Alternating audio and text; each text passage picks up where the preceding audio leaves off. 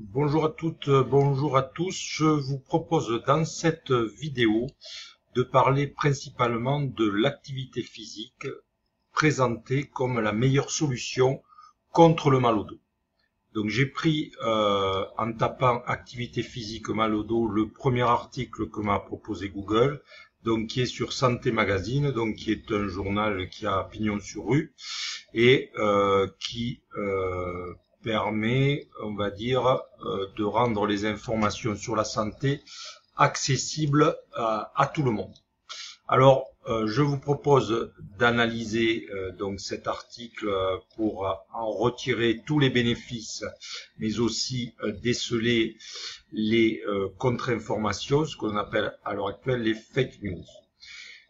Avant de commencer, si je vais sur les images avec comme mot-clé activité physique mal de dos, force est de constater que vous pouvez voir que l'assurance maladie est très présente à travers donc ce mot-clé, puisque sur les 20 premiers résultats, on a au moins 1, 2, 3, 4, 5, 6, 7 images qui sont issues de l'assurance maladie. Donc elle est très prégnante à travers ces campagnes sur l'activité physique et le mal de dos.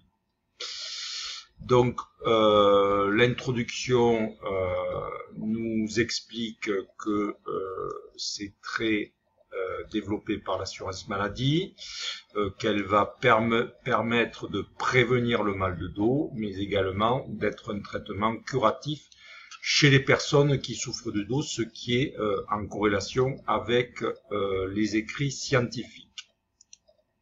Si on regarde ici, donc au niveau de la terminologie, alors la dorsalgie, c'est le mal de dos, mais véritablement le dos. La lombalgie, c'est le mal au niveau de la partie inférieure de la colonne vertébrale. Lumbago et lombalgie sont des termes qui sont très proches et de façon, on va dire, populaire, on parle de mal de rein et de tour de rein, ce qui n'est pas très approprié en termes médical ou paramédical.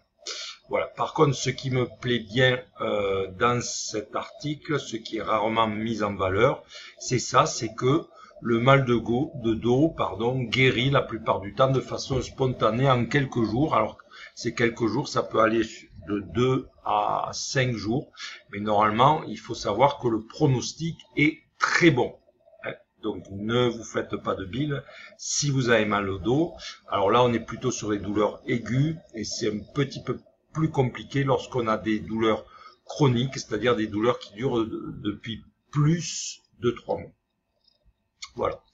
Là, on met en exergue que l'immobilité, non seulement c'est pas recommandé, mais c'est totalement contre-indiqué et ça va rendre encore plus longue la guérison et la diminution de la douleur. Donc, à éviter tout à fait cette immobilité, et ça c'est le rôle des métiers de la santé de vous amener à pratiquer une activité physique adaptée et progressive.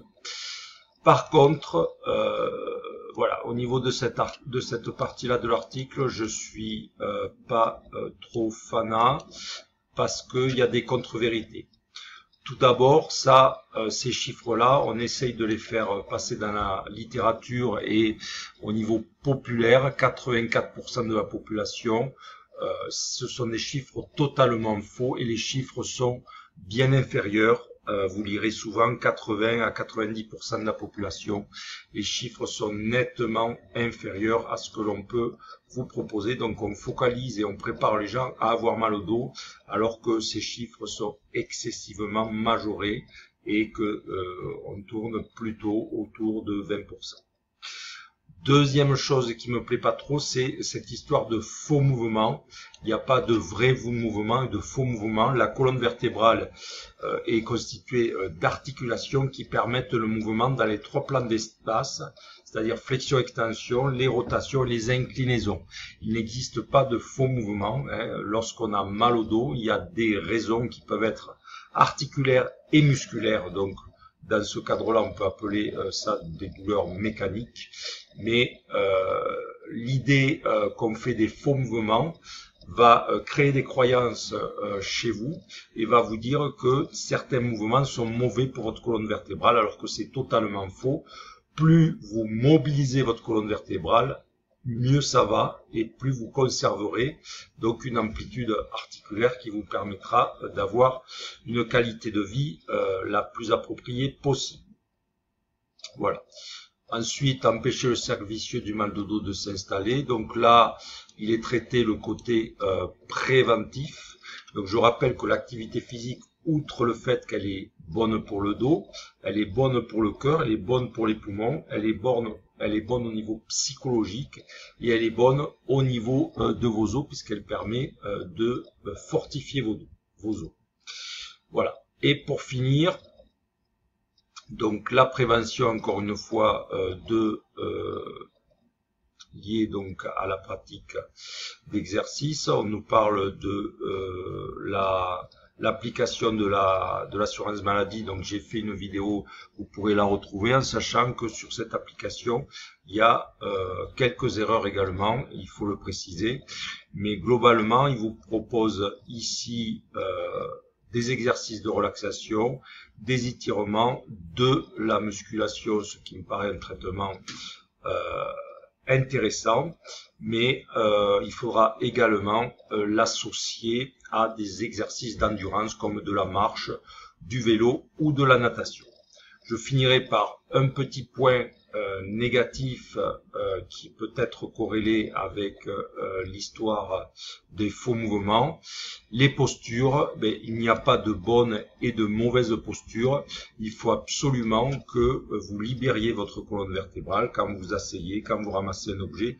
Vous faites selon le bon sens, ce qui vous va le mieux, sans trop réfléchir, parce que là aussi, vous allez développer la peur du mouvement et vous allez perdre au niveau de la mobilité de votre colonne vertébrale. Donc pour synthétiser, oui, l'activité physique est excellente en termes de prévention pour les maux de dos, mais également pour guérir les maux de dos. Et on peut, au niveau du traitement, mettre en place de la relaxation, sophrologie, méditation, qui va plutôt travailler sur le cognitif, et au niveau physique, des exercices de renforcement musculaire, des exercices d'étirement, et également des exercices à viser de développer votre endurance. Je vous remercie, je vous dis à bientôt pour une autre vidéo.